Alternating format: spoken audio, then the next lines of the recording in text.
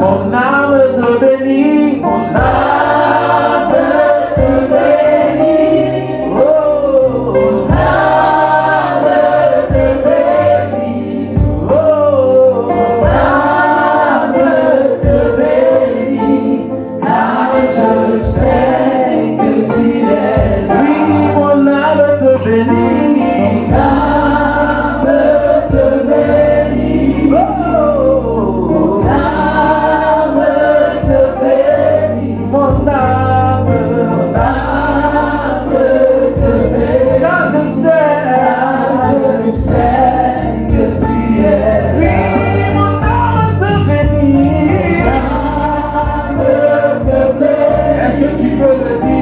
ton cœur.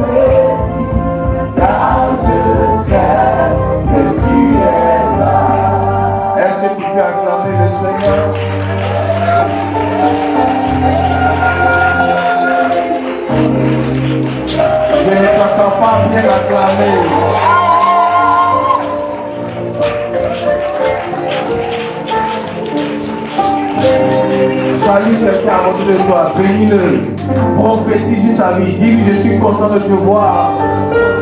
Dis-lui quand tu es là les dimanches, je suis heureux. Dis-lui j'aime adorer Dieu avec toi. Dis-lui j'aime entrer dans la présence de Dieu avec toi. Bénis-le, bénis-le, bénis-le, bénis-le. Déplace-toi, va avec 3 personnes. Déplace-toi, va avec 3 personnes. Dis-lui tu es béni, dis-lui tu es un grand homme. Dis-lui ta vie est une bénédiction pour moi.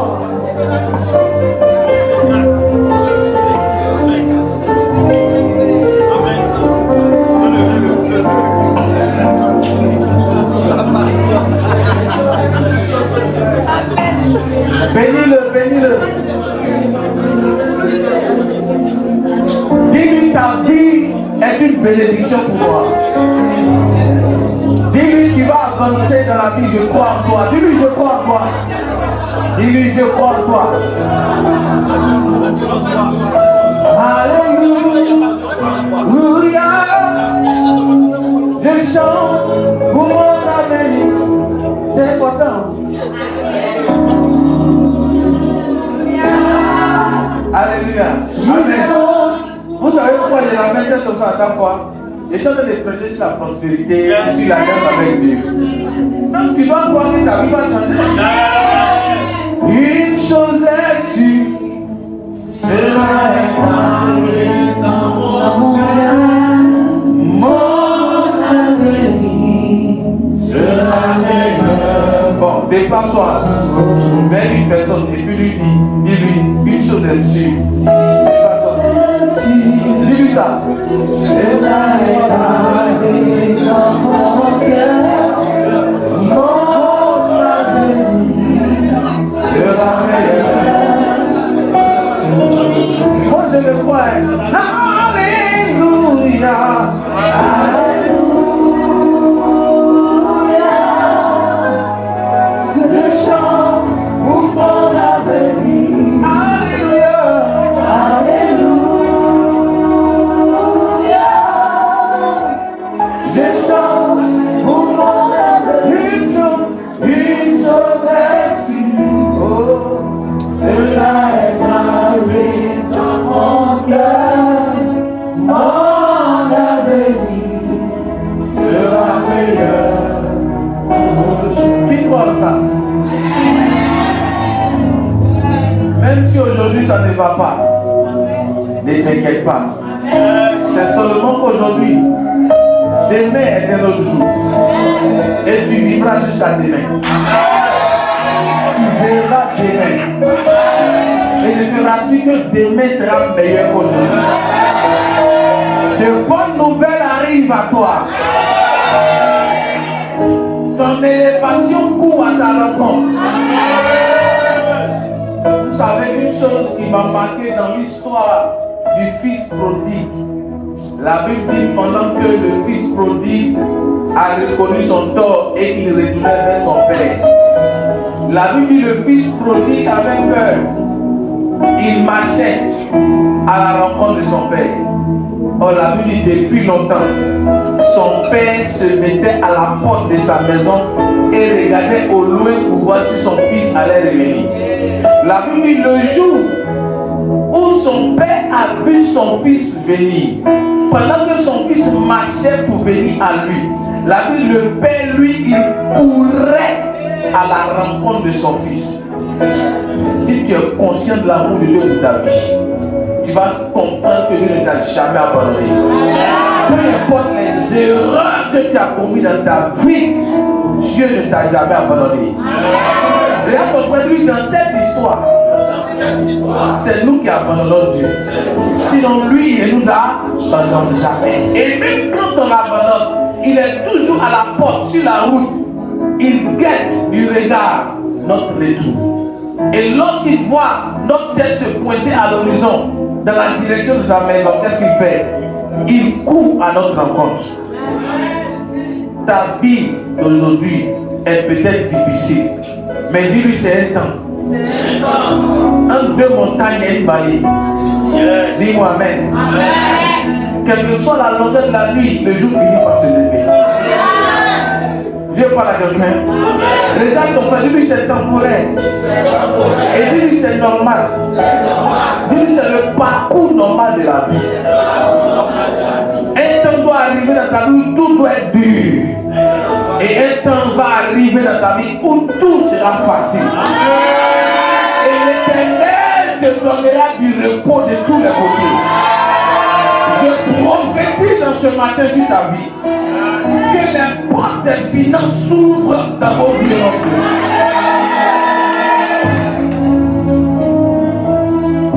Nous adorons le Dieu Tout-Puissant qui a créé les cieux et la terre. Rien ne lui échappe. Et rien ne lui est impossible. Il demande simplement notre collaboration. La seule collaboration que Dieu te demande, c'est simplement ta foi. Ta foi que ta vie ne sera pas la même. Ta foi que demain va arriver et que demain ne sera pas pareil à aujourd'hui. Je ne sais pas si je parle à quelqu'un. Je déclare sur ta vie que ta vie ne soit plus jamais la même. Est-ce qu'on peut dire ça? Et le 3. Et il se leva et alla vers son père. Comme il était encore loin, son père le vit et fut ému de compassion. Et puis il a fait quoi? Il courut se jeter à son cou et il le baisa. Dis-moi amen. Pourtant ce fils-là, qu'est-ce qu'il a fait? Il a dilapidé toute la richesse que son père lui avait donnée. Mais pourquoi est-ce que le père court à sa rencontre pendant qu'il a gaspillé l'argent, l'héritage? Hein? C'est parce que son père est. Dis-moi amen. Et son père a accepté qu'il fasse des erreurs dans sa vie. En tant qu'un enfant de Dieu, on peut faire des erreurs, dis-moi amen. Mais ces erreurs doivent nous servir de leçon pour être meilleurs demain. Demain qui sera meilleur. Mais demain qui sera meilleur. Et aujourd'hui, le meilleur a commencé à se manifester en toi.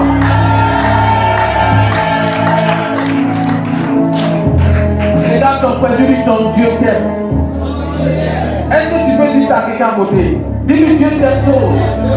Dis-lui Dieu t'aime trop. Il faut en être conscient. Alléluia. Une chose est sûre, cela est gravé dans mon cœur. Mon avenir sera meilleur. Moi, quand je le dis, vous ne pouvez pas imaginer, c'est tout mon esprit qui rentre dans le sens de chaque mot. Alléluia. Regarde ton frère à côté, dis-lui, tu me regardes comme ça. Dis-lui, tu me regardes comme ça. C'est mon aujourd'hui la vie du vois. Tu ne connais pas mon demain. Dis-lui, mon demain est un mystère pour toi. Mon demain est un mystère pour moi-même. Je ne sais pas comment cela va se passer. Je ne sais pas aussi par quel moyen cela va arriver. Mais une chose est sûre. Une chose est sûre et certaine. C'est que demain sera meilleur qu'aujourd'hui. Qui croit en cela? Si tu crois en cela, déplace-toi avec deux personnes. Une félicitation, tu as compris. Une félicitation, tu as compris.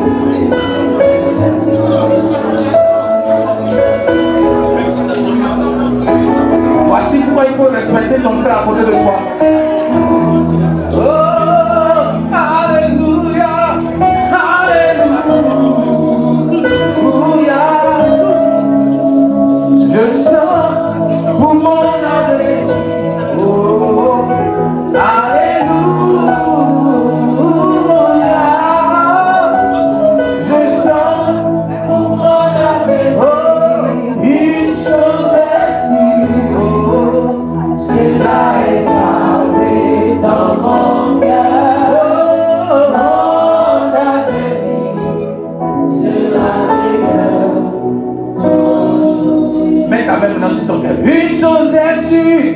Une chose est sûre. Cela est gravé dans mon cœur. Mon avenir sera meilleur. Dis, regarde-moi maintenant. Une chose est sûre. Et tu dis, cela est gravé dans ton cœur. Cela est gravé dans ton cœur. Ton avenir sera meilleur. Une chose est sûre. Une chose est sûre. Cela est gravé dans mon cœur. sera meilleur. De la boue, l'Éternel te mène à la table des grands. Je suis en train de prophétiser comme ça sur ta vie. Du fumier, il te lève et il te fait asseoir à la table des rois. Il t'introduit auprès des grands. Parce que toi-même tu es un grand. La grandeur est dans tes gènes et dans tes entrailles. La grandeur est dans ton ADN. Ne laisse jamais personne te diminuer. Ne laisse jamais personne te dire que tu n'es rien. Ne laisse jamais personne te dire que tu n'arriveras pas quelque part. Ne laisse jamais personne te rabaisser. Parce que tu attends un Dieu puissant. Il attend à venir. Il dit, je connais les projets que j'ai formés sur vous. Projet de paix et non de malheur, afin de vous donner un avenir et de l'espérance. Mon avenir est déjà tout tracé devant Dieu. Et Dieu l'a tracé pour ma vie. Et Dieu m'aime tellement qu'il n'a pas donné un avenir sans suite. Il m'a donné un avenir garanti. Un avenir certain. Le croire. Celui qui me dit Amen fort est béni, est béni, est béni. Lisons la parole de Dieu. 2 Chroniques chapitre 15.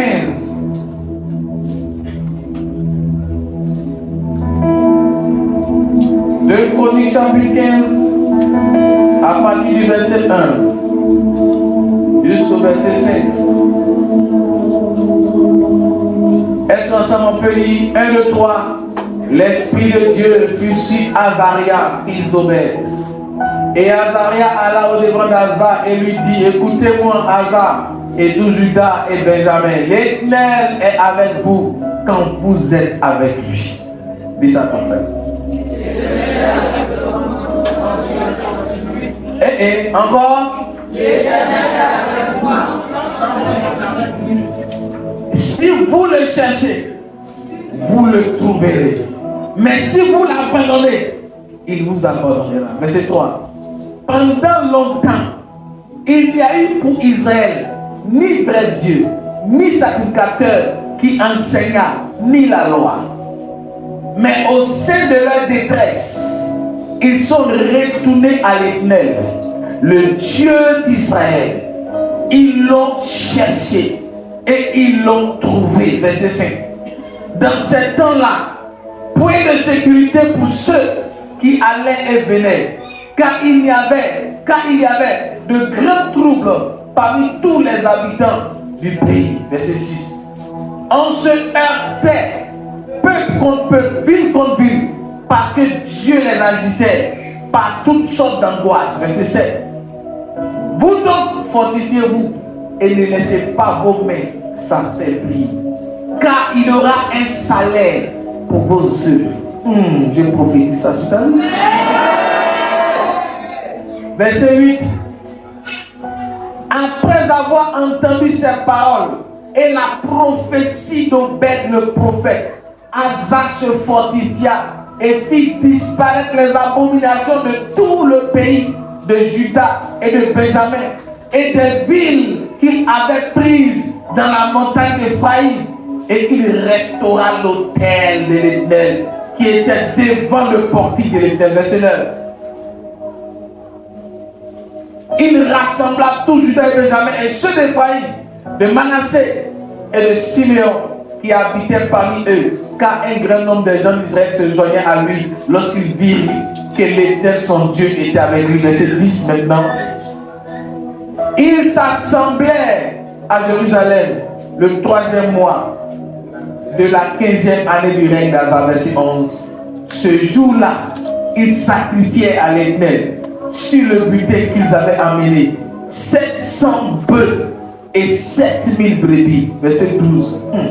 Ils prirent l'engagement de chercher l'Éternel, le Dieu de leur père, de tout leur cœur et de toutes leurs âmes. Verset 13.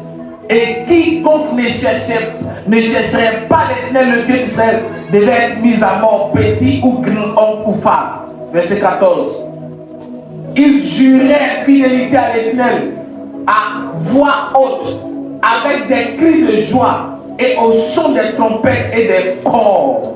Ça, c'est les chauffards. Dis-moi amen. Tout Judas se réjouit de ce serment, car ils avaient juré de tout leur cœur. Ils avaient cherché l'Éternel de plein gré et ils l'avaient trouvé. Et ils veulent qu'ensemble on lui dit 1, 2, 3. Et l'Éternel leur donna du repos de tous côtés. Je déclare ça sur ta vie. Je dis, je déclare cela sur ta vie. Assois-toi dans l'amour de notre Seigneur Jésus. Je suis venu te dire une parole. Dis-moi même fort.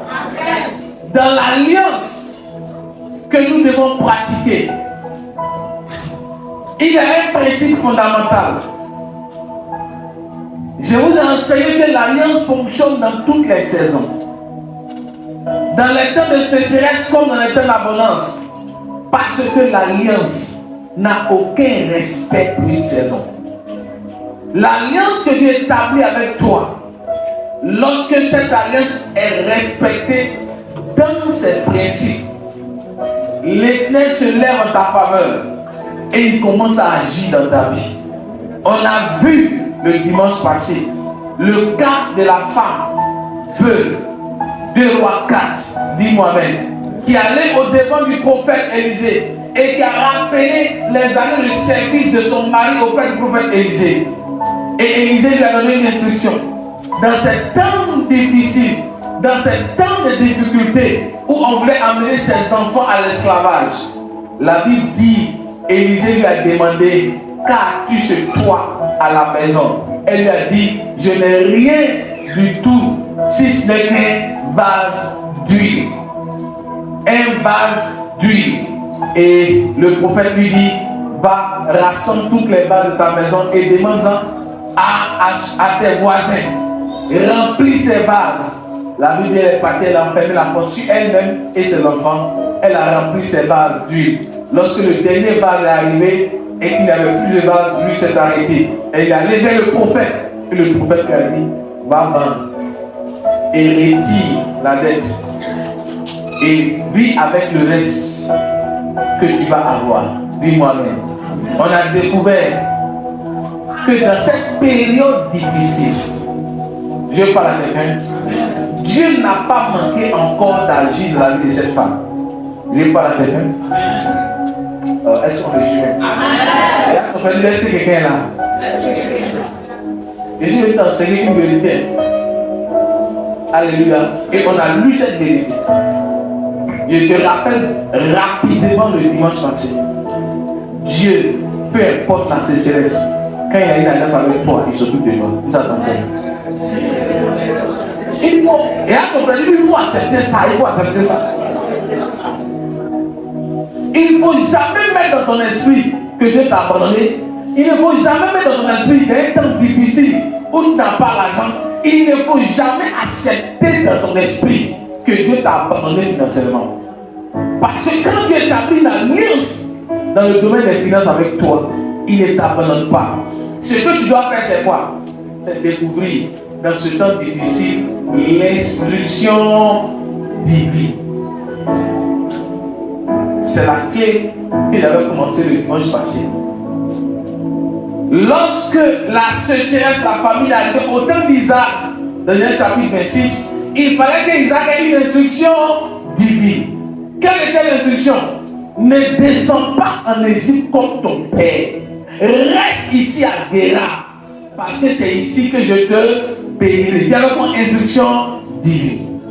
Et comme Isaac a entendu cette instruction divine, qu'est-ce qu'il a fait? Sur la base de l'alliance que Dieu a traitée avec son père Abraham, sur la base de la révélation qui est venue confirmer l'alliance que Dieu a établie avec Abraham, la Bible dit Isaac s'aima dans ce pays. Dieu parle à quelqu'un. Pendant que les autres s'aimaient et qu'ils ne voyaient rien, Lui, quand il a sémé, il a vu quelque chose. Et la Bible dit, c'est dans ce temps de sécheresse qu'Isaac est devenu riche.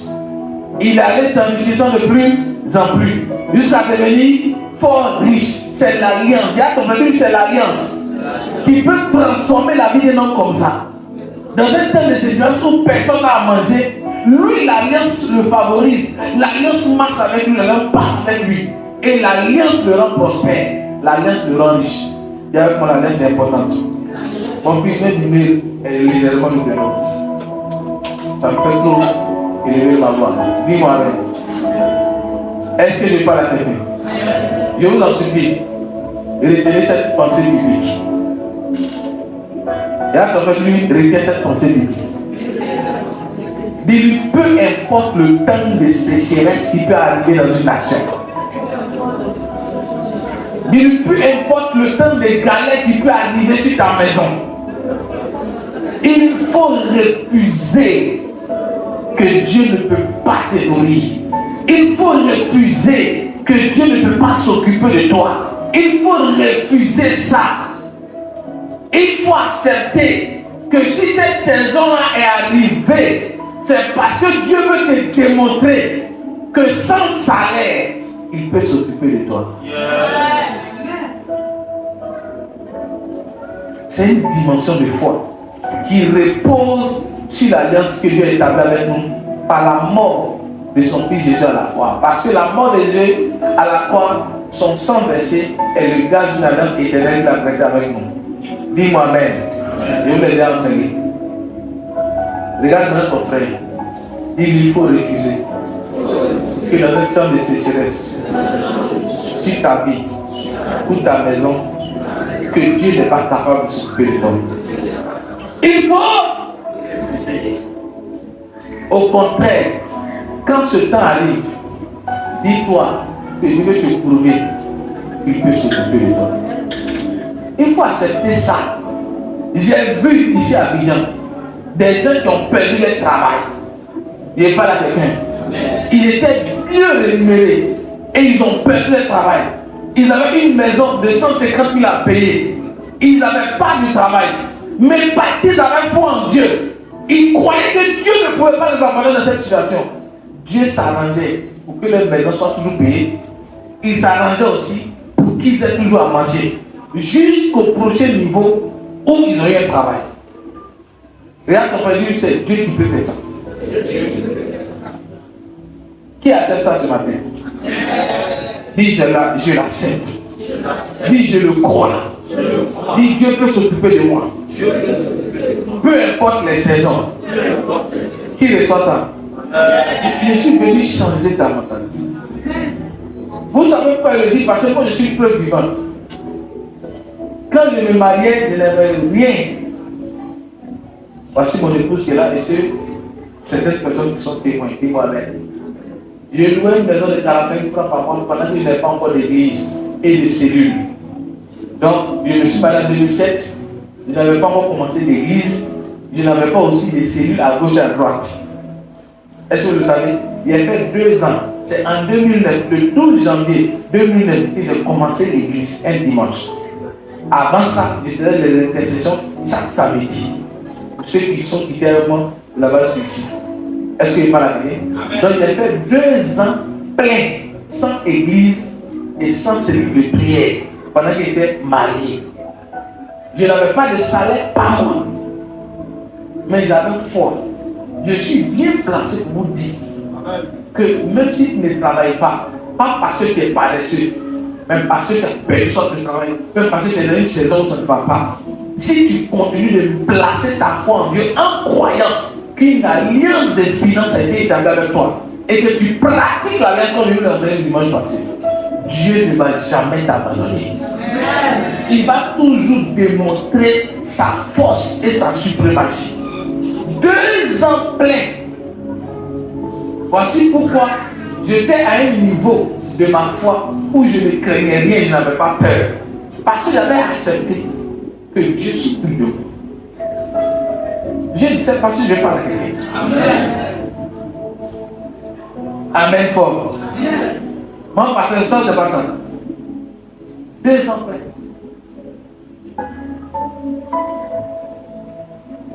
Et pour la plupart des gens qui ont commencé avec moi, la plupart étaient des étudiants. Mon fils cours de ça, non? C'était des étudiants, donc des élèves. Donc il n'y avait pas quelqu'un comme ça qui travaillait. La seule personne qui travaillait, les gens pensaient qu'il me donnait son argent. C'est ça, non? Or, si les gens savaient que la seule personne qui travaillait venait prendre crédit chez moi. Voici mon prophète, dis-moi. Dis-moi, même. Et si les gens savaient que le jour même du mariage, c'est moi qui ai sauvé son mariage. Parce qu'il a fait toutes les dépenses et il a oublié de payer la salle du mariage, c'était 300 000. Donc il court à gauche, à droite. C'est quand tu montres aux gens que tu as l'argent. Le jour que tu viens de demander l'argent, tu ne pourras pas. C'est ça, non? Donc c'est comme ça. Il est tombé dans ce piège-là. Il tourne du système et il vient vers moi. Sauve-moi, prophète. C'est gâté. C'est gâté. Dis-moi, qu'est-ce qu'il fait? On passait. Il rentre dans ma chambre. Le fond qui était là. Je soulève tout. Et je lui donne. Ça, et oui, on est en 2009 maintenant. C'est ça, non? C'est ça, non? 2012, 13, 2012, 13. Dis-moi, mais. Et ça, c'est pas parce que j'étais un homme riche. Non. Je marchais par la foi. Et j'ai toujours marché par la foi. Vous savez, ma prière, c'est que l'esprit de foi qui m'a dit descendre sur vous. C'est la meilleure façon de comprendre ce que j'ai dit. Amen. Si souvent vous avez des situations où vous avez l'impression que tout est bloqué, fermé sur votre vie, que vous paniquez, vous tombez. Mais si cette situation arrive, que vous vous rappelez que l'esprit de foi qui est sur mon Père spirituel est sur moi, c'est fini, calme-toi. Et puis regarde les jours qui suivent. Une porte va s'ouvrir. Je pensais que les gens allaient me dire avec bien. Vous savez, la vie chrétienne, ce n'est pas trop parler. La vie chrétienne, c'est dans la pratique. Quand on a pu les parler là, on doit voir dans la pratique. C'est ça, non? Yes. Si ce qui t'a été enseigné là, c'est vérifié. Je déclare sur toi l'esprit de foi. Donc, je répète, dis à ton frère, dis-lui, ne crains pas. Quand une saison de sécheresse arrive dans ta vie, c'est un moyen pour Dieu de te démontrer qu'il peut te bénir sans salaire. Qui comprend ça? Oui, il y a un de mes fils qui a perdu son travail dans le temps. Nous sommes en 2012, si je ne me trompe pas, 2011, 2012, il a perdu son travail. On le payait à 400 000 francs par mois. Il a perdu son travail. Affolé, il est venu me voir. Je lui ai dit, ne doute jamais de la puissance de Dieu dans ta vie. Dieu va te prendre en charge jusqu'à ce que tu aies le prochain travail. Il me disait, c'est quand tu es dans la chose là, dans l'action là, même quand on t'exhorte là, l'exhortation ça rentre un peu, mais le reste là, les inquiétudes sont là. J'ai dit, je te communique l'esprit de foi. Je vais te donner toi plus fort que ça. Il a fait 3 mois, non? Il a fait 3 mois ayant fait son travail, mais chose miraculeuse, dans les 3 mois, Dieu s'occupait de lui. Il payait sa raison. Qu'est-ce que Dieu a fait? Dieu a ouvert des portes de conférence pour lui. C'est-à-dire que ça, il fait conférence là, on lui donne 150 000. Ça, il fait conférence là, on lui donne 200 000. Ça, il fait conférence là, on lui donne 300 000. Au bout d'un moment, il se rend compte que ce que Dieu lui a donné pendant qu'il a fait son travail, son salaire ne lui a pas donné ça. Amen. Je ne vous parle pas des choses on dit. Je vous parle d'un de mes fils. Jusqu'à ce que maintenant il ait du travail. De 400 000, maintenant ils ont commencé à le payer à 800 000. Le prochain travail qu'il a eu. Tu sais, quand tu paies quelque chose, c'est parce que Dieu a jugé que la chose que tu as perdue ne te mérite plus. Tu as besoin d'une chose encore plus meilleure. Voici pourquoi l'autre là, Azar Michel a dit, si Dieu t'enlève quelque chose de grand, c'est parce qu'il veut te donner quelque chose de plus grand. Parce que tu ne peux pas être sous l'autorité de Dieu. Tu ne peux pas servir Dieu de tout ton cœur. Et puis Dieu sera surpris que tu fasses ton travail. C'est toi qui es surpris que tu as fait ton travail. Donc Dieu n'est pas surpris. Avant même que le travail se fait, il était déjà au courant. C'était déjà même dans son programme. Mais ce qui est étonnant, c'est que Dieu est surpris que tu es surpris que toi tu as fait ton travail. C'est ça. Et après, Dieu est surpris que tu es surpris que toi tu as fait ton travail. C'est ce qui étonne Dieu en fait. Et c'est ce qui surprend Dieu. Sinon lui il n'est pas surpris. Parce qu'il sait qu'il a encore et encore dans sa réserve beaucoup de meilleures choses pour toi. J'ai dit, la seule chose que Dieu te demande, c'est de collaborer avec lui. En marchant par la foi et en pratiquant l'alliance. Regarde, la seule chose que Dieu te demande, c'est de collaborer avec lui. En marchant par la foi et en pratiquant l'alliance. C'est le même prophète Élie qui allait prophétiser à Akab, qui ne va pas prévoir pendant 3 ans et 6 mois. Donc le prophète Élie a envoyé sur tout Israël la sécheresse. En envoyant sur tout Israël la sécheresse, il ne savait pas que lui-même il se mettait aussi en péril. Mais si tu vois la sécheresse sur tout Israël, toi tu habites où? Tu habites en Israël. Aucun passage du livre ne dit que Dieu lui a fait ça. C'est lui qui a dit à ma parole, n'a pas dit par le père. Il dit à Akab, il ne pleuvra pas sur Israël pendant 3 ans et 6 mois. Et puis il dit sinon, à ma parole, n'a pas dit par le père. Donc c'est lui qui avait causé ça. Dis-moi amen. Mais malgré qu'il ait causé ça, dans ce temps de sécheresse, à cause de l'alliance que Dieu a établie avec lui, Dieu lui dit, lève-toi, va au torrent des Kérit, car j'ai ordonné à des corbeaux de te nourrir. Et là, ton frère dit, attends. Dis mon frère, dis, tu as quel problème de ne pas croire en Dieu? Je reviens, il dit, c'est Élie qui a causé la famille. Mais malgré qu'Élie a causé la famille, qu'est-ce qui se passe? Dieu, ne voulant pas voir son enfant avec qui il a établi une alliance souffrir, il lui dit, va au torrent des Kérit, car j'ai ordonné à des corbeaux de te nourrir. Lisons, tu boiras de l'eau du torrent et j'ai ordonné aux corbeaux de te nourrir. Là encore, Élie pouvait dire, c'est pas Dieu qui me parle. Parce que le corbeau est considéré parmi les classes d'animaux que Dieu a considéré comme impur. Le corbeau est un animal impur, on ne devait pas le toucher, on ne devait pas l'approcher. Mais c'est cet animal impur là. Dieu dit c'est un animal impur là qui va le nourrir. Il faut être pas Dieu. Et vous savez ce qui se passe?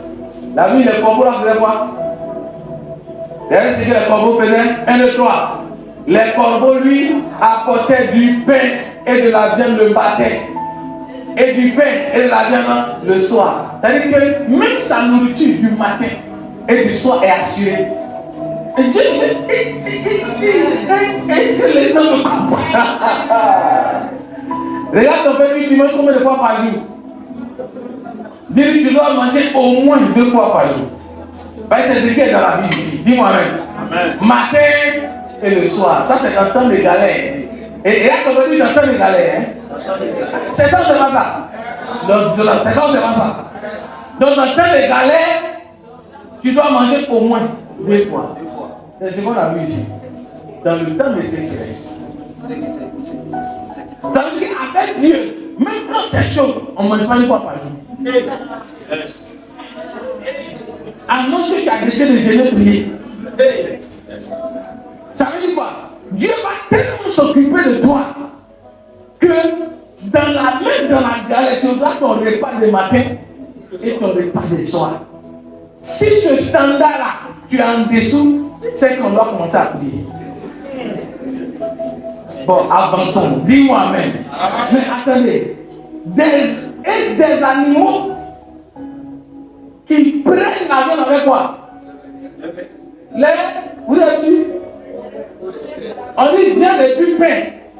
Donc il y a une partie qui prend le pain, soit c'est le bœuf, et une partie, il y a la pâte.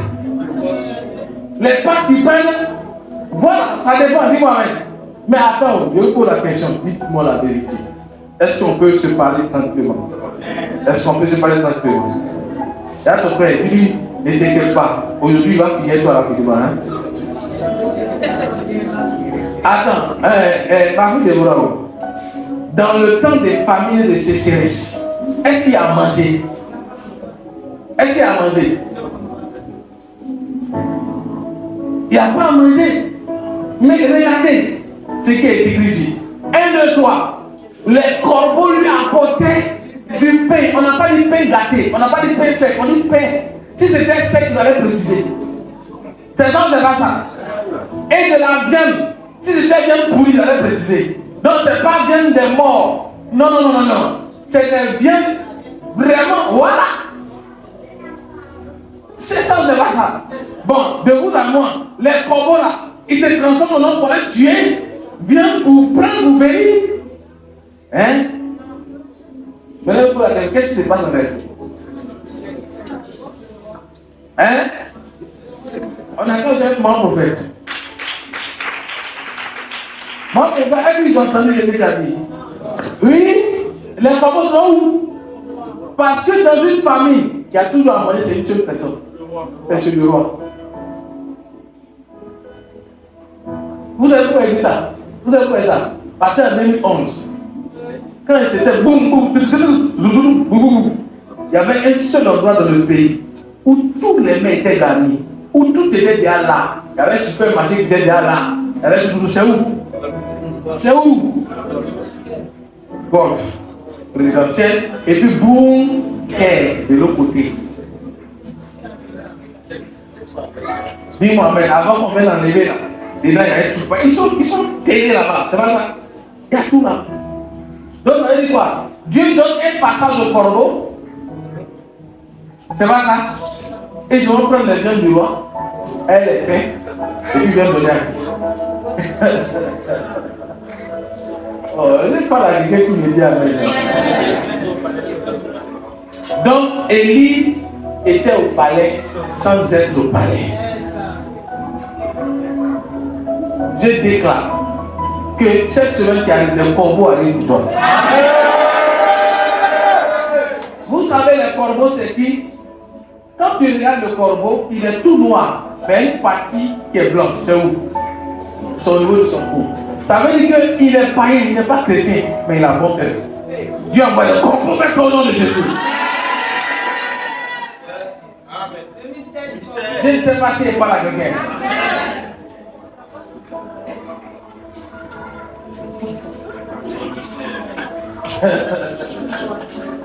Voici pourquoi, dans les temps de sécheresse, Dieu est capable d'utiliser n'importe qui pour te visiter. Il ne faut jamais sous-estimer le Dieu que tu adores. Il ne faut jamais sous-estimer sa puissance. Et il ne faut jamais sous-estimer sa capacité à te prendre en charge. Crois seulement et pratique l'alliance. Regarde ton frère, lui, crois seulement et pratique l'alliance. Dis-lui encore, crois seulement et pratique l'alliance. Dis-lui encore, crois seulement et pratique l'alliance. Et tu verras le Dieu qui donne le pouvoir d'acquérir les richesses agir dans ta vie. Tu verras la providence divine agir dans ta vie. Je parle à quelqu'un. Marchez dans cette dynamique de foi. Marchez dans cette dynamique de foi. Marchez dans cette mentalité. Marchez dans cet esprit. Ne permettez à personne de venir vous arracher dans l'esprit que Dieu ne peut pas s'occuper de vous. Ne permettez plus jamais à quelqu'un. Ne permettez pas même à Dieu de voir dans votre tête que vous pensez qu'il ne peut pas s'occuper de vous. J'ai dit, ne permettez même pas à Dieu de voir dans ta tête que tu te dis qu'il ne peut pas s'occuper de toi. Quand Dieu te regarde, il doit voir en toi une foi qui lui-même les frères. Je Je parle au sens figuré. Je ne sais pas si c'est pas bien. Il doit voir dans ton esprit une fois qu'il est vrai. Dans ce temps difficile-là, il voit dans ton esprit, toi tu ne comptes que sur lui. Tu ne regardes qu'à lui, tu crois qu'il va te sortir de là, il va te perdre le temps là. Il va honorer cette foi dans ta vie. Amen. La même foi qu'on a pour recevoir la guérison, on doit utiliser encore cette même foi-là pour recevoir la richesse, la prospérité. Ça veut dire que si tu crois que tu peux prier pour toi, tu seras guéri. Alors crois aussi que quand je vais te poser un prier pour toi, tu seras aussi riche demain. C'est la même foi. Ça n'a pas changé. Dis-moi, mais c'est le domaine dans lequel il doit s'appliquer qui a changé. Sinon, c'est la même foi qui s'applique à tous les domaines. Je ne vais pas avec la même foi. Deuxième point que je vais t'enseigner aujourd'hui. Dans chaque situation, il faut chercher Dieu pour recevoir l'instruction. Et mon fils revient. La Bible dit que le roi Azaria a poussé tout le peuple à jurer de chercher Dieu. Est-ce que tu cherches Dieu, mon frère? Est-ce que tu cherches Dieu? Tout Judas se réjouit de ce serment, car ils avaient juré de tout leur cœur. Ils avaient cherché l'Éternel de plein gré. Et ils l'avaient trouvé. Et l'Éternel leur donna du repos de tous les côtés. Regarde ton frère et ta soeur. Lui, tu veux avoir du repos de tous les côtés de ta vie. Qu'est-ce que tu dois faire? Il faut chercher Dieu de tout ton cœur et de plein gré. C'est ce secret que je vais te donner. Tu veux avoir une liberté financière. Tu veux que l'Éternel te mette au large. Et tu ne veux plus avoir des combats. Parce qu'on te dit, quand la vie de Dieu te donne du repos de tous les côtés, ça veut dire quoi? Ça veut dire que Dieu fait cesser dans ta vie les batailles. Il fait cesser dans ta vie les combats. Et là, ton point de vue, c'est possible. Dis-lui, Dieu peut te donner du repos de tous les côtés. Et quand on dit repos de tous les côtés, ça veut dire quoi? Ça veut dire que Dieu te donne du repos dans tous les domaines de ta vie. Mariage, il te donne repos. Les finances, il te donne repos. C'est-à-dire que mon fils Yacine, quand il s'en dormir le soir, il n'est pas troublé de comment est-ce qu'il va payer sa maison, comment est-ce qu'il va nourrir ses enfants, sa famille, comment est-ce qu'il va répondre aux OM demandés par les parents. Pourquoi? Parce que l'Éternel lui a donné du repos de tous les côtés et précisément aussi dans le domaine des finances. D'ailleurs, lui, la clé que la Bible nous donne pour avoir du repos dans tous les côtés, ou bien de tous les côtés, il faut chercher l'Éternel de plein gré.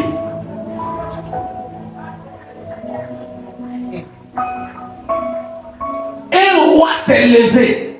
Il n'a pas regardé à ce qu'il était roi. Il a regardé à ce qu'il était un enfant de Dieu. Il a regardé à ce qu'il adorait le véritable Dieu d'Israël. Et il voulait un résultat dans sa vie. Et sur tout son peuple, il voulait que l'Éternel agisse et intervienne. Et qu'est-ce qu'il a fait? Première des choses, il a encouragé le peuple de Dieu à abandonner les fétiches, à abandonner les gris-gris, à abandonner les faux dieux qu'ils adoraient. Et le prophète Obed a prophétisé. Il dit, si vous abandonnez l'Éternel, l'Éternel aussi vous abandonnera. Si vous cherchez l'Éternel, l'Éternel va se laisser trouver par vous. Si vous êtes avec l'Éternel, l'Éternel aussi sera avec vous. Quand Obed a pu le prophétiser, cette parole prophétique allait frapper au cœur du prophète, du roi Azaria. Dis-moi même. Et il a motivé tout le peuple pour que tout le peuple cherche l'Éternel. Mais avant que le peuple cherche l'Éternel, qu'est-ce qu'ils ont fait? La Bible dit ils ont restauré l'autel de l'Éternel qu'ils avaient abandonné. C'est le lieu où eux tous ils partaient sacrifier les animaux pour adorer Dieu. La Bible, ils ont restauré cet autel. Dis-moi même.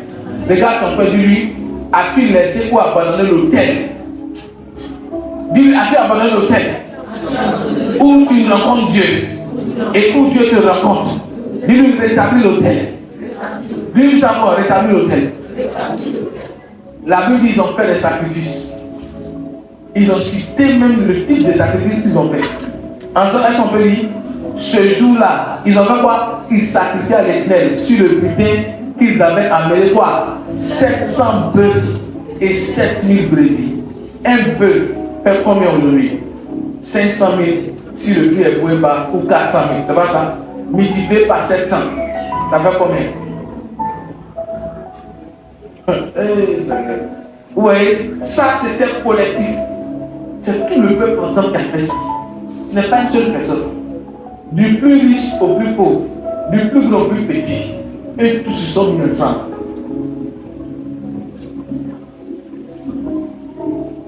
Dans la prémoisson, ne soyez pas en marge. Dis-moi amen. Regarde ton frère, lui, c'est l'occasion pour toi de restaurer le père de lumière de ta vie. On n'est pas plus haut. On n'est pas plus haut. Dis-lui, c'est l'occasion de restaurer le père de lumière de ta vie. Dis-lui, c'est l'occasion d'amener tes 700 bœufs et tes 7000 brebis. C'est une affaire qui concernait tout le peuple. Ils avaient le même esprit, la même pensée. Ils sont allés se sacrifier en se donnant eux-mêmes à Dieu à travers leur sacrifice. Ça doit être vous tous votre motivation. Quand on parle de prévention, tu dois pas dire, bon, de toute façon, les responsables et les ouvriers vont faire. Nous, on est les gens du peuple, pour qu'on s'assoit et qu'on s'en va. Non. Et d'ailleurs, depuis le dimanche passé, j'ai prêché. Est-ce que ma fille, tu as reçu quelques personnes qui sont venues donner? On acclame le Seigneur. Regarde ton frère, il faut participer. Regardez ce qu'ils ont fait.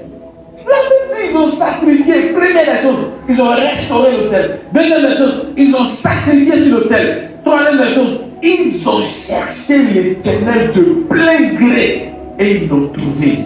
Et quand ils l'ont trouvé, qu'est-ce qui s'est passé? La Bible dit l'Éternel a donné quoi? Du repos de tous les côtés. Ça veut dire quoi? Dieu l'a donné, quand il étudie, Dieu l'a donné 20 ans de repos. 20 ans. C'est-à-dire que pendant 20 ans, il n'y a pas eu de guerre. Il n'y a pas qui était malade. Il n'y a pas qui était pauvre. Il n'y avait pas pendant 20 ans plein. Après les 20 ans, ils se sont habitués tellement au repos. Ils ont commencé à aller vers le faux Dieu. Et Israël. C'est ce qui arrive à certains ici. Dernier verset, on s'en va. Le dimanche prochain, je vais approfondir. Matthieu chapitre 1, verset 28, il dit quoi? Je déclare sur ta vie le repos. Ensemble, disons 1, 2, 3. Venez à moi. 1, 2, 3. Venez à moi. Vous qui êtes fatigués et chargés, je vous donnerai du repos. Il y a comme ça, c'est l'introduction. Et dis ça, c'est l'introduction. Ensemble, 1, 2, 3. Venez à moi, vous tous qui êtes fatigués et chargés. Donc, regardez, ils ont parlé du repos dans l'Ancien Testament. Le repos dans l'Ancien Testament, on le trouve lorsqu'on cherche l'Éternel de tout notre cœur de plein gré. Il se laisse trouver une donne de repos. Dans le Nouveau Testament encore, le Dieu qui a donné du repos, il s'est incarné avec un homme qui s'appelle Jésus. Lui-même, il dit, ok, vous cherchez l'Éternel, vous ne le voyez pas, vous souffrez. Moi-même, venez à moi. Et puis moi-même, je ne fais pas. Je vous donne du repos. Waouh. Dis avec moi, il y a un lieu pour le repos. Et il y a une personne pour le repos. C'est qui? Jésus. Mais remarquez, c'est l'introduction. Les conditions maintenant pour entrer dans le repos. 29. Regarde quoi les conditions pour entrer dans le repos de la nouvelle alliance. Première condition, 1 et 3. Prenez sur vous mon joug. Ça, c'est la première condition. On va voir ça dimanche prochain. Deuxième condition. Deuxième condition. Recevez mes instructions. C'est là que plusieurs personnes échouent. Déjà, il y a ceux qui ont échoué au niveau du jour. Le jour là, c'est quoi? Le lieu de Dieu. Le jour là, c'est faire mourir ta volonté et te laisser conduire par la volonté de Dieu. Le jour est un instrument pour contrôler, conduire un animal. Lorsque nos parents ont vendu nos parents sur les plans avec les bouteilles de vin, les miroirs, tout ça là, les liqueurs, on mettait sur nos anciens parents quoi? Des chaînes, des bois complétés à des chaînes qu'on appelle en réalité dans la vie des jours. C'est pourquoi? C'est pour les contrôler. Donc Jésus dit, si lui ne te contrôle pas, tu ne peux pas rentrer dans son repos. Deuxième, tu dois recevoir son instruction. Voici ce qu'on lui a dit, dans le temps de sécheresse, tu dois donner l'instruction. Même dans la nouvelle alliance, que toi de l'abondance ou pas, tu as toujours besoin d'instruction. Mais l'instruction là, tu vas la saisir lorsque tu vas t'apporter le jour. Parce que le jour te dispose à recevoir l'instruction. Il dit, c'est un additif, il dit, prenez sur vous mon joug et le et additif. Ça veut dire que si tu as le joug net, tu es automatiquement disposé à recevoir l'instruction. Ça veut dire que le joug te prédispose à entendre l'instruction. Pourquoi plusieurs parmi vous ici ne recevez pas l'instruction? C'est parce que vous n'avez pas comporté le joug du Seigneur. Vous voulez faire vous-même votre propre volonté au lieu de faire la volonté de Dieu. Du coup, il y a des combats. Dieu ne peut pas vous donner du repos.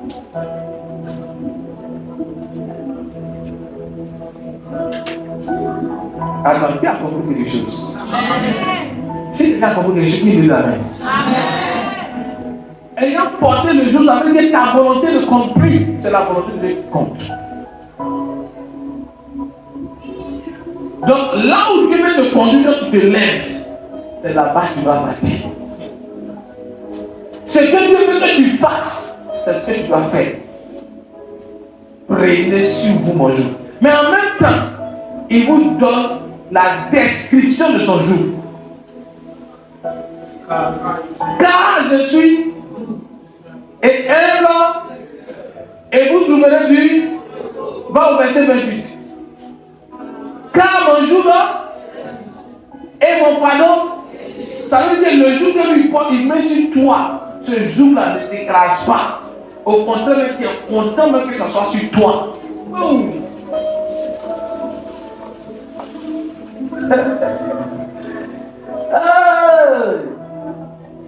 Qui m'a compris ce matin?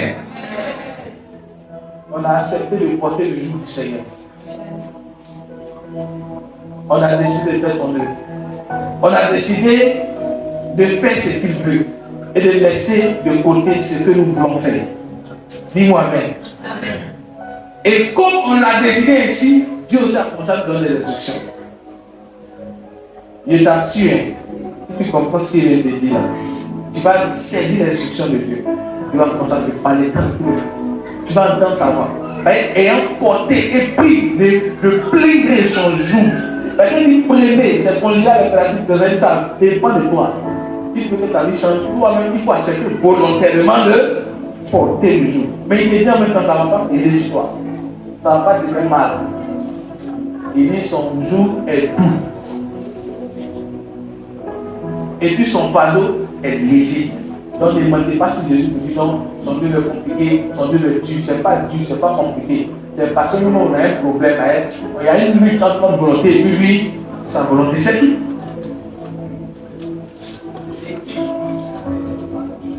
Qui m'a compris? Donc on est dans cette marche-là. On est dans cette marche. Regardez, le peuple de sort d'Égypte. Il doit faire seulement combien de jours? 11 jours pour arriver à Canaan. 11. Il doit marcher comme ça. Pendant 11 jours, tu arrives à Canaan. Vous savez ce que Dieu fait?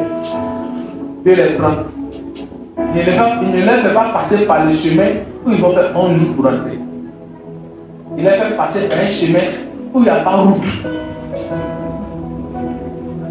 Ils sont bloqués. Voici la mer où devant eux. Tu ne peux pas passer.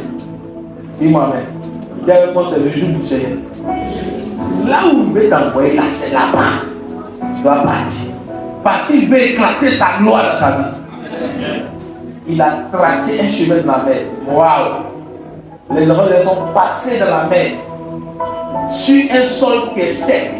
Ça veut dire qu'ils ont vécu en ligne, aquarium à gauche et aquarium à droite. Ils ont vu les baleines passer devant eux. Dieu, c'est un artiste, un grand artiste. Un grand artiste. Un grand artiste. Dis-moi amen. Lorsqu'ils ont traversé, dis-moi amen. Ils sont arrivés quelque part où on appelle Mara. Ils avaient soif. Ils ont crié. Dieu a donné l'instruction à Moïse. L'instruction. Ils avaient soif. N'est-ce pas? Et Dieu, Moïse crie à Dieu. Dieu parle à Moïse. Et puis Moïse attend. Comment Moïse attend? C'est parce que Moïse a pris sur lui. Le joue. Dieu lui indique un bois. Dieu lui dit, va, prends ce bois, jette ça dans l'eau. L'eau là sera pure. Il prend le bois, il jette dans l'eau. Et puis l'eau devient pure. Et puis les enfants boivent, donc ils ne tombent pas par instruction.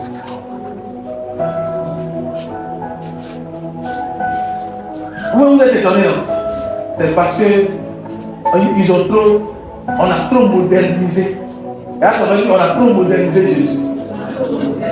On a trop modernisé Dieu. Donc du coup, quand on vient à l'église, tout est moderne. Donc du coup, on ne voit pas l'étrange Dieu qu'il est en réalité. Je déclare que cette semaine, quelque chose se passe à ta place. Tiens-toi debout.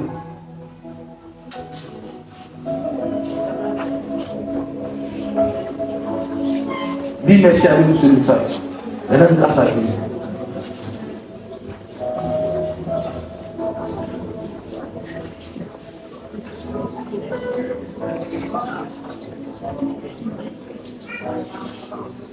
Prends l'engagement au fond de toi de chercher l'Éternel. De tout ton cœur, jusqu'à ce que tu trouves. Quand tu vas chercher l'Éternel, tu vas saisir quelque chose dans cette alliance. Tu vas trouver quelque chose dans cette alliance. Et ça va envoyer dans ta vie un repos.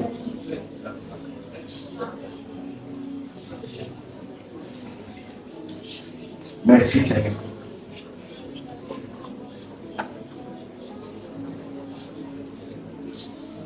Merci Seigneur. Les bro sante rabakata bro shata.